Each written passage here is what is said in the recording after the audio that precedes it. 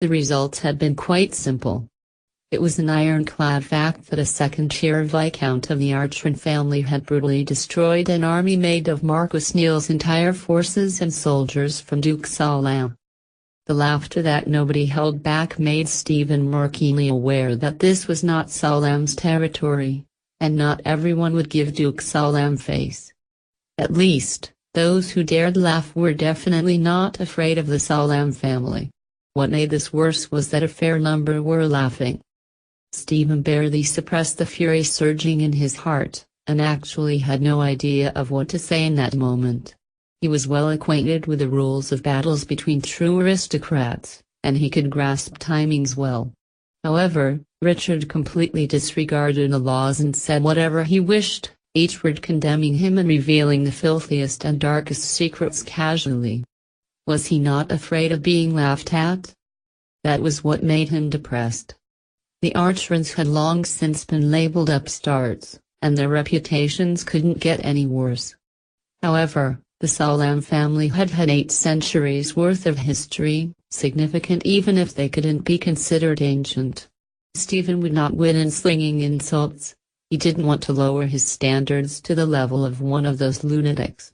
Besides, the most recent war had Salam on the losing end, and his title of being the most powerful weapon and threat in this war had become empty. Everyone knew that it was best not to threaten the Archrons with war.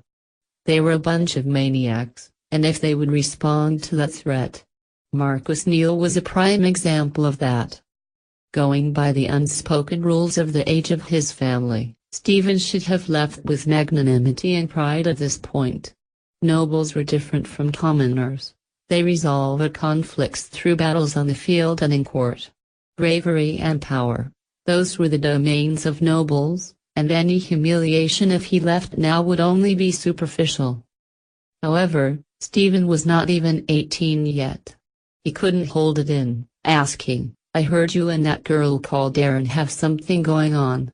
That was a praiseworthy decision. "She's pretty good." Richard's eyes flashed and then dimmed down, before he regained clarity and calmness in his gaze. He nodded with composure. "I agree with what you said, but what I'm worried about isn't that. How are you preparing to clean up after yourself if you lose the competition?"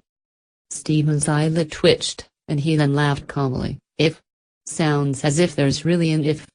Without waiting for Stephen to finish speaking, Richard interrupted him. "There may be people more talented than me at runecrafting, but you definitely aren't among them. Think carefully about